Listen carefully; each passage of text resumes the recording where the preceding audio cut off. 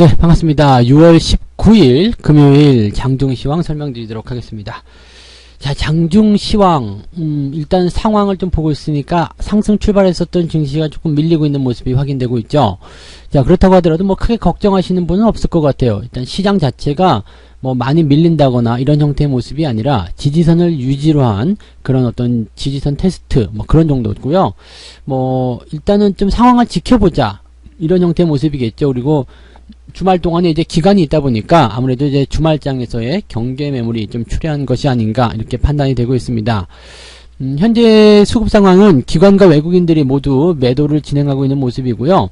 뭐 어제 분위기와 또 다른 그런 형태의 상황이 나타나고 있습니다. 자, 그런데 어제 같은 경우는 이제 매도 물량이 좀 막판에 줄어드는 모습이었는데 오늘은 또 어떤 식으로 변할 수 있을 것인지 그런 것도 참고해 보시기 바라고요. 금융투자나 연기금도 모두 매도를 하고 있다는 거, 일단은 수급 주체가 모두 양 매도를 하고 있다는 부분들은 시장에 부담을 주기에는 충분하다 이렇게 보셔도 될 것 같습니다. 자, 따라서 오늘 주말장에서는 변동성을 확인하고 침착하게 대응하는 전략이 필요하다. 아침에 떴다고 바로 따라가는 것이 아니라 변동성에 대한 부분들 충분히 확인을 하고 오후 늦지막히 매수를 하시거나 아니면 아예 다음 주로 넘겨서 월요일날 매매를 하시는 것도 나쁘지 않다 이렇게 말씀을 드릴 수가 있겠죠. 자, 차트 보면서 설명을 이어가도록 하겠습니다.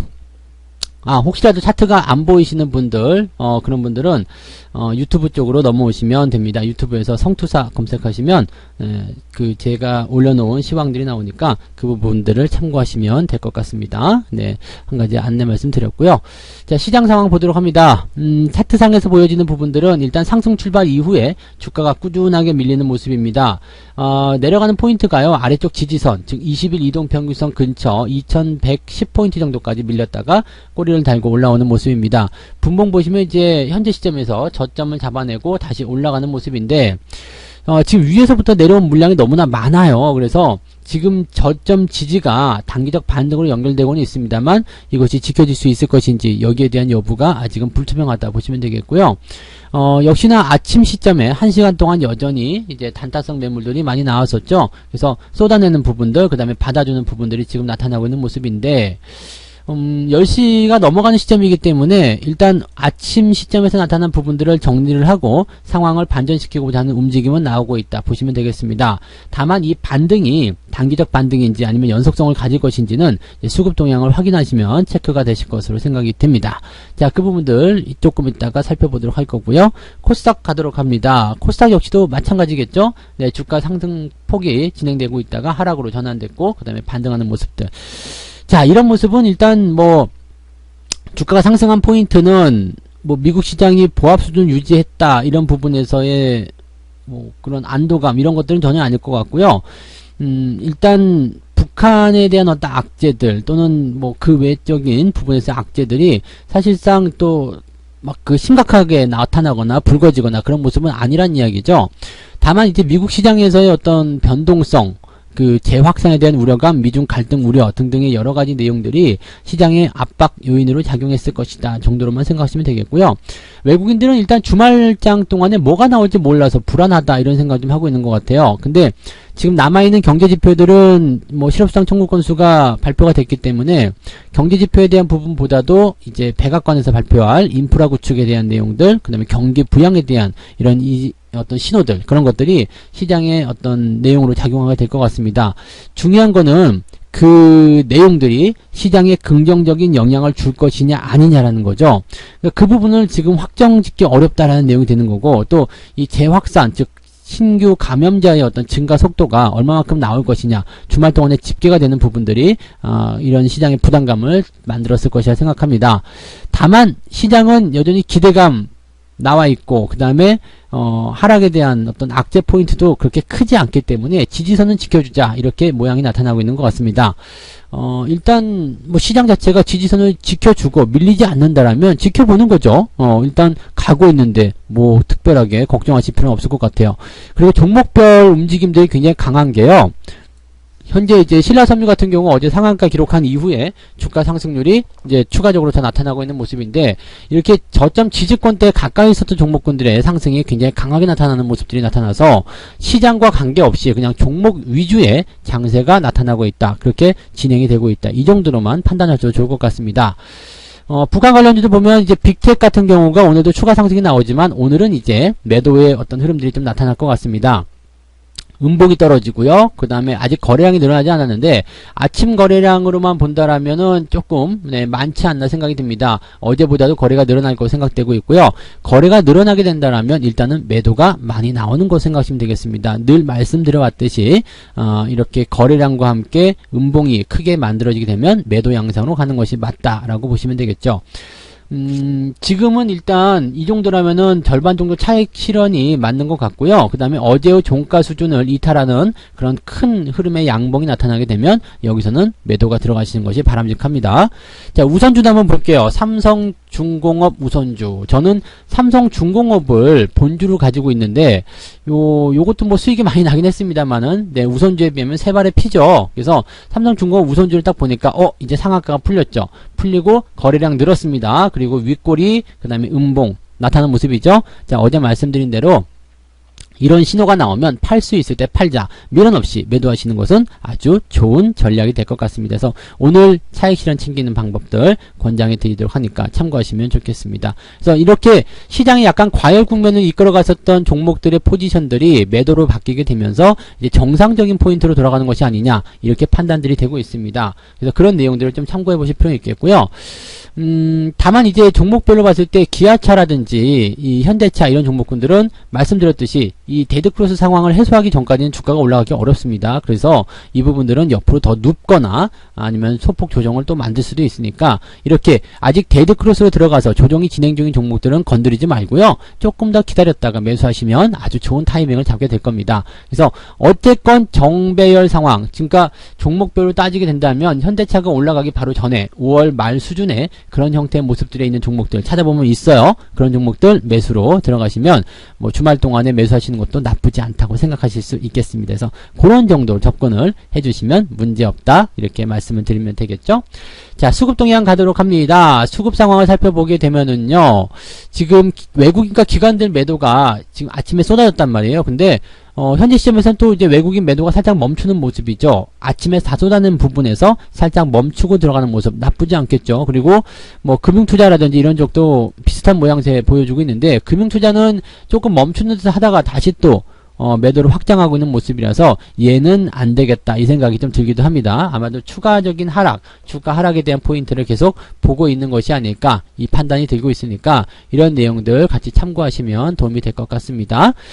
자, 그 다음에 연기금 같은 경우는 방어가 되는지 한번 볼게요. 연기금은 외국인들하고 비슷한 모양새가 지금 나타나고 있어서 연기금의 움직임만 보게 된다라면은 일단 뭐 외국인이나 기관이나 매도가 멈춰있기 때문에 주가가 더 많이 하락한다 이런 쪽보다는 그냥 유지될 수 있다, 괜찮다 뭐 이런 정도로 나타날 수 있으니까 꼭 한번 여러분들이 이런 내용도 참고하시면 좋겠습니다. 그래서 우리가 오후 시점에서 파악해야 될, 오후장에서 파악해야 될 수급의 동향은 외국인과 연기금의 매매가 어떻게 될 것이냐. 지금 금융투자는 일단 버려도 될 것 같아요. 얘는 버린 카드 이렇게 생각하셔도 될 것 같아요. 왜냐면 얘네가 올라와주면 좋긴 좋은데 워낙에 이제 단기성 포인트를 쏟아내기 때문에 이 부분을 가지고서 시장의 방향성을 점하기는 좀 어렵고요. 대신에 연기금이라든지 외국인들의 매매 같은 경우는 이제 꾸준하게 지지를 한다거나 시장의 방향성을 결정하는 요인들이 있기 때문에 좀 보실 필요가 있겠죠. 다행인 것은 둘 다 비슷한 모양을 보이고 있고요. 지지선에 대한 포인트, 즉 매도를 더 이상 확장하지는 않고 있다. 이 부분이 다행으로 여겨지는 내용이 아닐까 생각이 됩니다. 그래서 이 내용들 꼭 참고하시고요. 만약에 연기금이나 외국인의 수급이 더 매도를 확장시키는 쪽으로 한다 그러면 오늘 장도 아니구나 이 생각하시면 되겠습니다. 오늘도 밀리겠구나. 또는 뭐 지지선 지지에 대한 부분들 이탈이 될 수도 있겠구나 이렇게 생각하시는 게 맞습니다. 그러니까 그 내용들을 참고하시고요. 외국인과 연기금의 이런 매매 동향은 지수의 어떤 지지선 포인트에 굉장히 중요한 영향을 주니까 오늘 오후 동안에 꼭 참고하셔야 되는 내용이라고 보시면 되겠습니다. 어떤 종목을 사고 팔았는지 한번 볼게요. 자, 지금 어제 같은 경우 기관 쪽 금융투자 쪽 한번 볼게요. 지금 상승 쪽에 베팅했단 말이죠. 상승 쪽 베팅을 해놓고 나서 뭘 했냐면 아침에 올라올 때 때려버렸어요. 그러니까 차익 실현이 좀 들어간 모습이죠. 반면 개인들 같은 경우는 인버스에 들어갔는데 아침에 조금 안 좋은 영향을 미쳤으리라 생각을 해봅니다. 그래서 이제 개인들의 움직임이 지난번까지만 하더라도 불과 이제 수요일 그런 장세만 하더라도 방향성에 대해서 논하지 않겠다 이렇게 얘기가 나왔었는데 다시 또 이렇게 방향성에 투자를 하는 거 보니까 아무래도 수익에 대한 갈등이 계속 생기고 있는 것이 아닌가 생각이 좀 드네요. 네. 자, 오늘 상황 볼게요. 오늘 상황 보시면 네, 전체적으로 금액으로 볼게요. 어떤 것도 많이 들어왔냐. 기관들이 삼성전자와 하이닉스를 여전히 매도를 하고 있는 모습입니다. 뭐 나쁘진 않은데요. 그죠? 저점 근처라서 나쁘진 않은데 기관들이 매도하고 있기 때문에 일단 반등 쪽에서는 조금 부족하다라는 얘기가 나올 수 있겠고요. 연기금 쪽 잠깐만 살펴볼게요. 지지를 어디서 하고 있느냐. 롯데케미칼 화학주에서 지지가 들어가고 있어요. 그 다음에 금융주, 그 다음에 카카오, 현대차. 자, 이런 기업들은 일단 뭐 주가의 조정이 좀 나올 수 있다고 하더라도 얘네들이 자금 집행을 조금 중기적으로 시간을 두고 들어간다 싶으면 나쁘지 않은 위치죠. 그러니까 조정 감안하고 기간 감안하고 내가 접근하겠어 라는 생각이 들 수도 있지 않을까 생각이 듭니다. 자, 그 다음에 외국인 같은 경우 볼게요. 외국인들은 삼성전자 순매수입니다. 그러니까 지금 기관이 파는 것을 외국인이 받아가고 있는 형태인데 지지가 잘 되어 있다라고 판단됐을 때 이런 경우가 많이 나타나거든요. 그러니까 여러분들이 외국인들이 기관들의 물량을 받아가는 상황이 벌어졌다 이렇게 얘기가 나올 때는 항상 생각해야 되는 것이 지지가 되었느냐 그 여부를 보시면 됩니다. 보통은 기관들이 시장의 지지를 만드는 수급적인 영향을 만들어내고 그 지지를 보고 외국인들이 들어올 때 주가의 어떤 단기 상승을 통해서 기관은 차익 실현 매물을 쏟아내게 되고 외국인은 그걸 받아가게 되죠. 개인들은 그 시점에서 잘 안 들어와요. 그래서 그런 포지션들이 만들어지고 시장이 어느 정도 상승하게 되면 개인들이 그때서야 참여를 하게 된다. 이 모습인데요. 기관과 외국인의 모양새가 지금 현대차, 외국인들은 현대차 매도를 좀 하고 있는데 약간은 조금 서로 주고받고 하는 형식이지 않나라는 생각이 좀 들기도 할 정도로 바뀌고 있는 모습인 것 같아요. 화학주 매도가 좀 있기도 하고요. 근데 롯데케미칼 같은 경우는 둘 다 매수가 들어가고 있어서 아마도 이제 화학주들이 올라갈 때는 경기의 어떤 회복, 상승 이런 쪽에 집중된 경우들이 좀 있거든요. 왜냐면 이제 그 물건값 상승이라든지 이런 것들이 긍정적으로 영향을 주기 때문입니다. 그래서 화학업종들이 보통은 경기 상승의 후반부에 많이들 올라오는데 외국인들이 롯데케미칼을 매수하고 있다는 것은 약간 그런 쪽으로 좀 생각해봐도 되지 않을까 이렇게 판단이 좀 되기도 합니다. 반면에 이제 2차전지 관련한 종목군들은 너무 올랐다라는 인식이 있어서 차익 실현에 좀 들어가는 것이 아닌가 생각되는데 뭐 아직까지는 괜찮아 보이고요. 네, 그 다음에 신한지주 이런 종목들 네 현재 외국인들 매도가 좀 들어가고 있는 모습 이렇게 판단하시면 되겠습니다. 뭐 크게 걱정하실 만한 종목별의 내용은 없다라고 판단하시면 되겠고요.